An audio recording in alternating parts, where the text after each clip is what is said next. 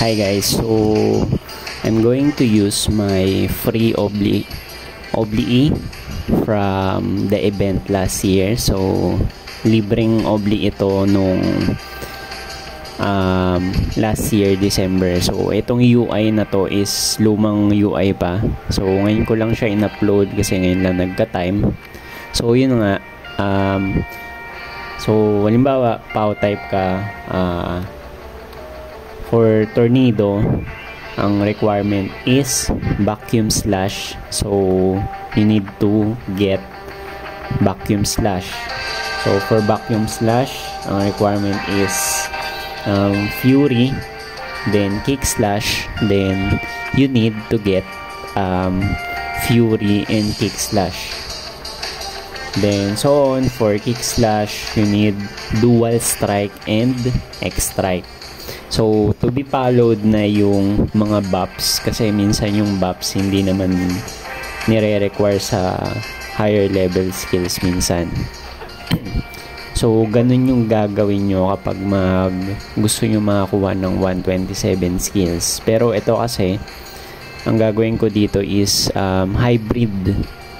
So since hybrid to, I'm going to get all the skills for POW type, in type, and dex type. So ayan, iniisa-isa ko yung mga POW type. So as you can see, I only get the required skills from POW type from level 27 pababa. So always go check first kung ano yung requirements higher level skills, para yung mga skills na hindi nabanggit, yun yung hindi nyo kukunin. Bakit? Kasi sobrang importante ng skill points, and kung sakaling mabitin kayo sa skill points, di ba? Hindi nyo mamamaster yung mga skills na kailangan nyo. So for me, ang goal ko lang naman is makuha ko yung mga skills na for a higher level. Kasi nga, goal ko is magkaroon ng preview, diba? Para mapakita ko sa inyo kung ano yung itsura ng skills na yun. So, ayan na nga. For dex type, inisa-isa ko na. So ayan, naubos ko na yung mga skills. So since hybrid to guys, ang ginawa ko, kinuha ko yung lahat ng skills. So huwag kayo malilito kasi kinuha ko yung skills lahat kasi nga gusto ko mapakita kung ano yung mga itsura or effects ng skills na ginagamit ko. So katulad ng sinabi ko kanina, ang kukunin nyo lang na skill ay yung required mula sa 127 skill. So yung ibang buffs kukunin nyo pa rin naman yan, syempre. Since magkakasobrang skill points naman kayo, kung hindi nyo kukunin yung mga hindi required na skills, pwede nyo kunin yung mga nasa etc. and buffs especially. Wag nyo kakalimutan yun. So since hybrid to, lahat kinuha ko. Pero katulad ng sinabi ko kanina, ulitin ko, kunin nyo lang kung ano yung required. Tapos paabutin nyo yung skill nyo, yung stats nyo based sa required na stats sa hanggang level 127 lang. So for example, hanggang 300 plus or depende, yun lang yung idadagdag yung skill points. So etong ginagawa ko is based to sa pagiging hybrid ng character ko, kasi yun lang naman yung mga requirement. Kung ano lang yung required, yun yung hinihit ko sa character ko. So ayan, pinabot ko ng 300 plus.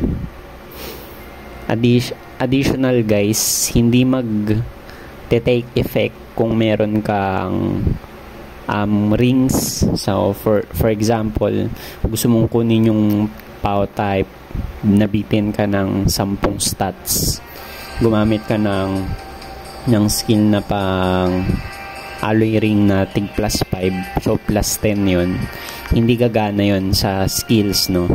So ayan, pinabot ko lang na almost 400 para masuot ko yung treasure bleed. So yan, pinagkukuha ko yung mga skills para at least alam nyo, di ba? So as you can see, meron ako mga iba-ibang contents per skill preview. You can check my playlist para makita nyo. So, ayan guys, no? Ili-learn nyo siya. Level up. So, yung mga buffs naman guys, guide for buffs, always master yung mga buffs kasi yun yung mga pandagdag ng skill, ng defense, ng attacks, tapos ng HP sometimes.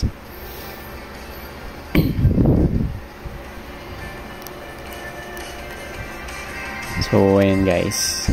Make sure guys na when you use your Oblique, meron kayong enough na slots. So, at least 30 to 40, I think, para magkasya yung mga spear. So, wala na kayong gagastosin dyan kasi spear na yan, ipapalit nyo na lang ng scroll. Hindi na kayo gagastos ng gold katulad kay yung nasa labas ng campus. So, ayan. Kapag nag-reset na kayo guys, no, nag-restart na kayo ng account nyo, ng character, ang gagawin nyo dyan is imamaster nyo lang yung higher level skill. So, again, imamaster nyo yung higher level skill kasi yun lang naman yung kailangan.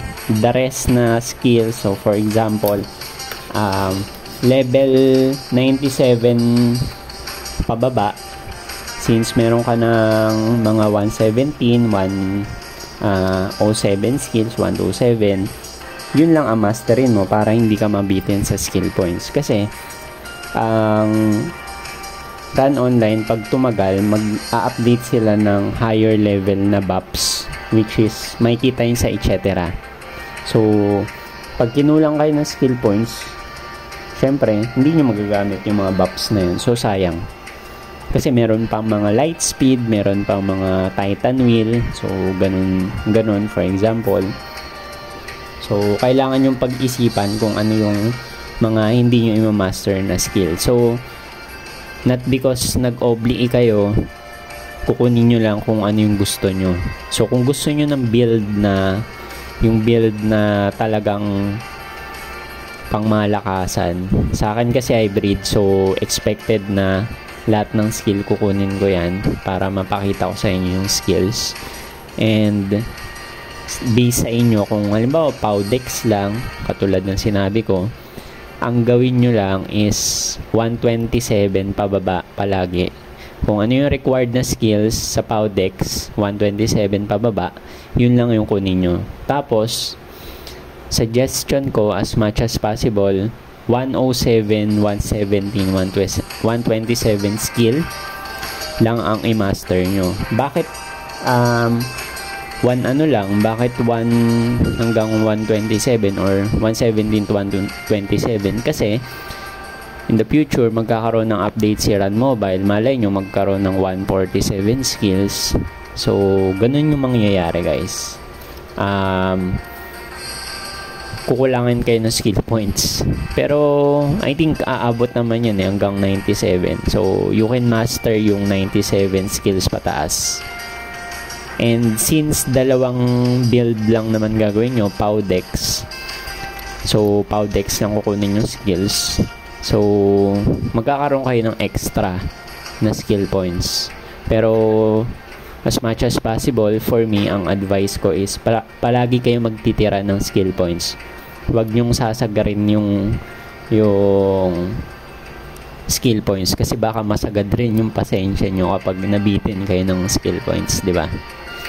Pero, yun, kung gusto nyo ng ibang skills, just in case, kunin nyo na kung gustong gusto nyo. Kasi malay nyo, diba, ako, isa sa pinaka-favorite ko dito yung Sunken Strike. Tsaka, yung lighting strike ba to? Yung may kuryenteng babagsak. Pinaka-favorite ko yan. Tsaka yung bato espada. Pero requirements din kasi yan sa mga higher level skills. So talagang kunin ko siya. Pero yung Sunken, I think hindi naman required yun So ayan guys, ayan inisa-isa ko yan. Tapos kailangan yung gawin, i-meet nyo lang kung ano yung required na stats. Kung ilang stats yung kailangan, yun lang ang i-dagdag nyo sa stats nyo. So, before kayo magdagdag ng magpa-level ng skills, gawin nyo, i-check nyo muna kung ilan yung required. So, yan, isa-isa ko naman yung mga in-type. Lalabas yan guys, yung mga spear. So, additional advice na din is always double check, 'di ba? Yung mga spear na kukunin nyo.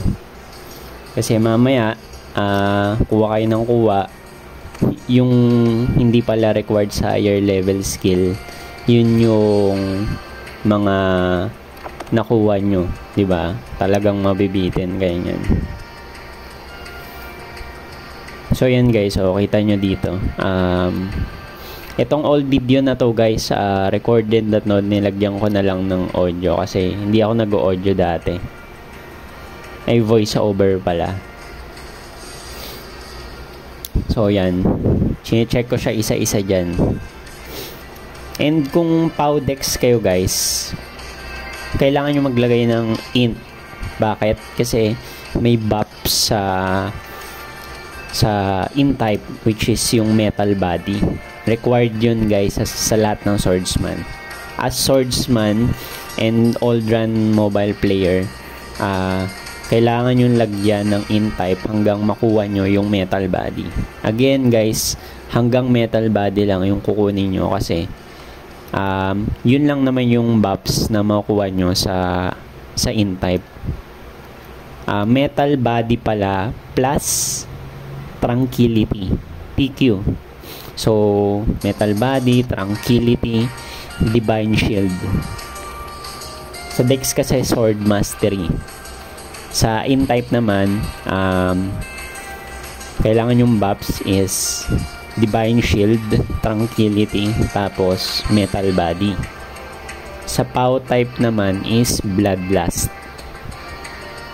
So, yun, kung pow dex kayo guys, ang gagawin nyo, advice ko is Powdex, isagad nyo yung Pow kapag nakompleto nyo na yung skill sa Dex type. So, para masagad nyo yung attack nyo, yung damage nyo, Pow ang dagdagan nyo. Pwede nyo naman kasing bawiin yung yung HP sa HP set.